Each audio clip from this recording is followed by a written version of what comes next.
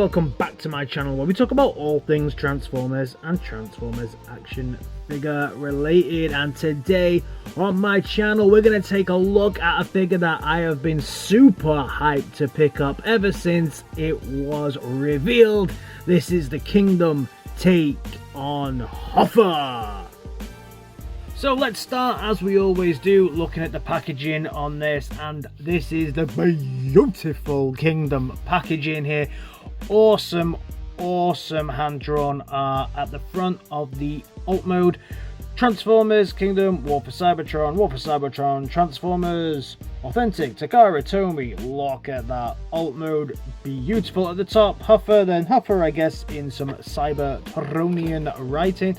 On the side here, we get the awesome Kingdom artwork, which is Galvatron, Megatron, Unicron, all of the Crons that you can imagine, with the Arc behind them. Hopefully we'll get a reveal of the Arc Titan very soon as well. On the back we see product shot, the alt mode, 14 steps, and then there's this little symbol here as well. Also, don't eat your children, they have small parts. And then on the other side here we get the amazing, awesome hand-drawn artwork of the old bot mode here as well. So the old bot mode looking fantastic, and I have to say it's a beautiful representation of Huff.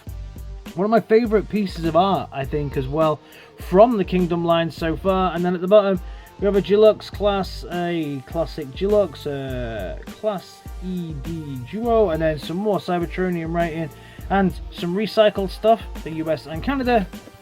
At the bottom, all of the health and safety gear bowl, and then at the top we have the Autobot symbol, Transformers, and then on the inside is this like War for Cybertron stuff. Now hopefully you can see it through the light. They've got quite a cool little cardboard thing. With it we also get a shiny sticker. I got Prime in this one. I picked up Inferno today, and I think Inferno came with Prime as well. You peel it off and it's another Prime. There's no big drastic difference, but you do get that Cybertronian writing that you can decipher. And on the other side is Kingdom. So there's that. And then of course, as always, we get the Destructions. Destructions here are the green style worksheet. Very easy transformation on this dude. Very quick to transform. Nice little package. Time for the main event himself then. And this is a gorgeous looking Huff here. Really cool. Rolls very nicely, even though I have to say the ground clearance on this, you can see his crotch is sticking far below here.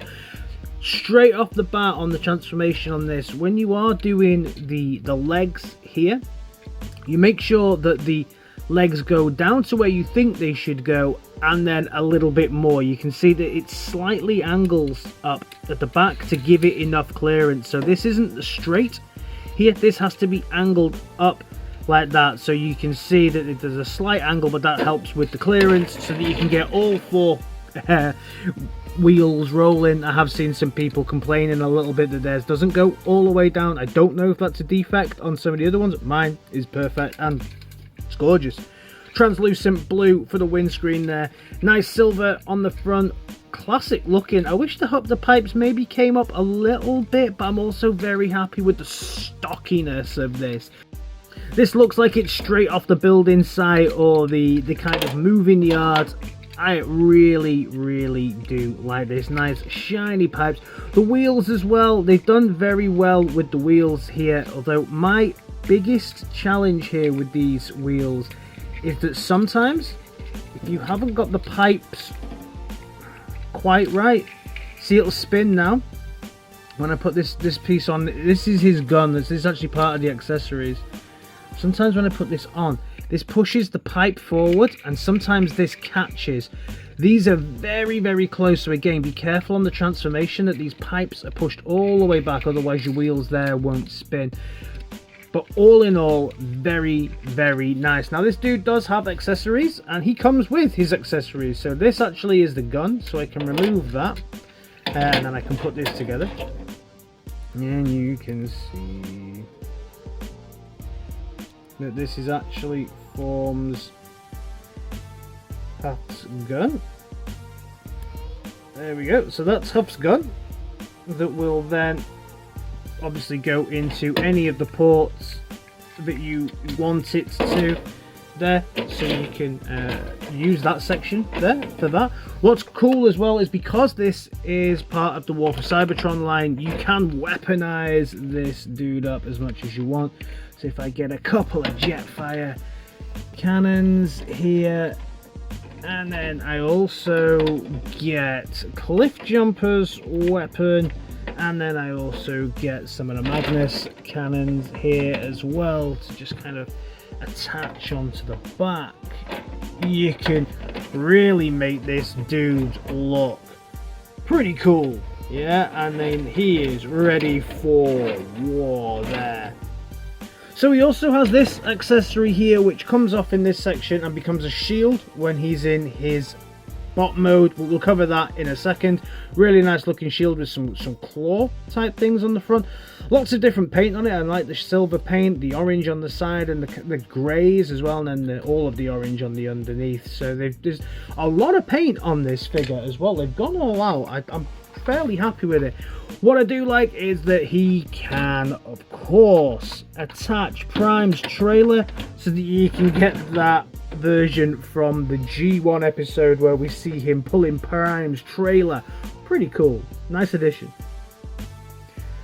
Time for the comparison then, and if we bring out some of his other figures in this wave, we can see that we have Warpath here. So he's about the same size as Warpath, same height, same size, which is quite good that they've kept the sizing together.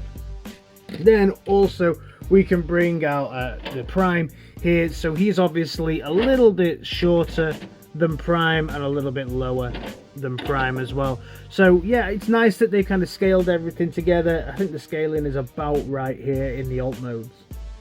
Transformation time then, and the first thing we are going to do is just loosen off all of the stuff here and fold out the feet here, and then unhook and bring this section round and this section round. So you brought those section rounds, and that's pretty much his little tootsies done.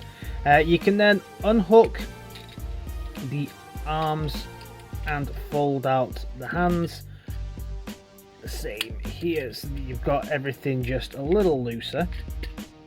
Then turn around the head once you get this here and bring up and forward this to give you that clearance to do the rest of the transformation, because then the body needs to come forward.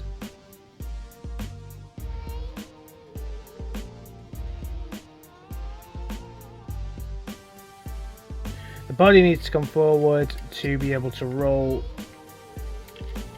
in and to be able to roll this section in as well. If I just do it properly, there we go. So that section in, and then you can close the arms in on themselves. Bring it round, and then we can close the body off, and then again it's about folding this down to bring it down over his head. So here we have our fully transformed Huff, and what a beautiful figure this is. Let's bring him in and take a look. I absolutely adore the head sculpt on this. Those awesome blue eyes, silver face, and the purple head. Looking incredible, beautiful, amazing looking Autobot symbol here. This kind of I don't know what to call it, more like violet type effect that we have going on here on the chest. Nice molded and painted details as we go through. Silver, purple, some silver on the crotch. The legs, I have to say, are probably the worst part of this figure. Still pretty nice, but just the plastic doesn't feel like the rest of the figure. Like these sections here, these legs look and feel a little bit cheaper than the rest of it. I'd have liked to have seen this the same as this, because you can really tell a difference, I think, between these two here. And then the feet as well, they're nice, they're orange, but around the back is where we have the problems with the legs, because they are hollow as all hell. Nothing really affects the articulation here on this or the joints, but it just does look a little bit naff, waiting for the third party to make those fillers. Obviously you get a big backpack here, but I think it helps to the look. All in all, fantastic looking figure, just don't go round the back. Articulation on this figure then. So first of all, we have the head. Here you'll get a full 360 on his head, his transformation demands it, and a little bit of up, and a little bit of down. Up, down, just minuscule, just enough.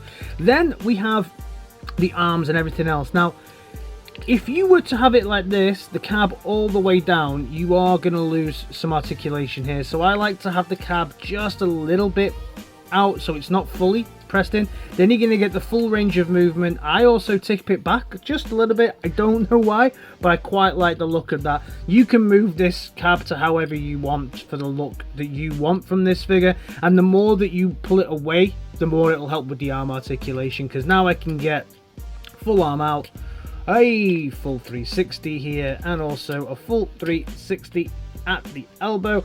And then you can move his hands as well if you want, because of the transformation. So yeah, they actually still look okay, even though they move like that. I don't think they turn. No, there's no movement side to side on them, unfortunately. You'll get a full 360 at the waist and no ab crunch, unfortunately. On the legs, obviously, you will get all the way to the front, all the way to the back, and out to the side. So he's pretty good in those ways. Also, you get really nice thigh spin here as well on this figure. Lots of maneuvering for that. And then also knee bend, overextended knee bend, and some really cool toe articulation there, and some toe articulation at the back. This is quite sturdy. If you need it to hold the weight, I guess it could. So yeah, articulation wise, the dude is just really good. I'm very impressed with the look, the articulation, everything so far on this figure is absolutely as I wanted. Now we're going to come to the accessories, and as I showed you before, we have this quite nicely molded gun here. See if I can just get this in focus for you. Yeah, really nice gun. Flashes of orange here where it goes in, and they haven't painted it, but I think it does add. A lot of the time from Hasbro we get the kind of one-tone guns, and I complain about that, but gunmetal grey with some orange flashes, nice. That'll then go into his little handy there, so that's pretty cool. Nice big looking gun. And then he also has this shield. We've already had a little look at this, and this shield will then just attach onto the arm, and it's got those claw looking attachments, and I think he just looks ready for war. So time for the comparison now, and first of all we'll bring out Warpath. Obviously these were two mini bots down in G1, and they've kept the size pretty good here, and they look fantastic together. Two awesome representations of this figure. Then bringing out Prime, and we can see that Prime is bigger, as Prime should be. So I think that the scaling wise is absolutely fantastic. I think they've scaled it right. It looks gorgeous. This is definitely a well done here for Hasbro. So my final thoughts on Kingdom Huffer. Would I recommend this figure? Yeah, definitely. If you can forgive these hollow legs, which I personally can, and also if you can forgive the fact that it has to be a perfect transformation to actually have the wheels going, and it is mainly the wheels, to have the clearance and also the side pieces, then yeah, he is the perfect Huffer as far as I'm concerned. He is the first Huffer I've had in my collection for a fair while, but he's certainly better than any Huffer I have had in the past. I love this figure. If you can get your hands on him, definitely recommend go out and pick him up. What's your experience of this figure? Do you like this figure? Let me know down in the comments, and I'll see you in my next video. Alright guys, in a bit. Peace!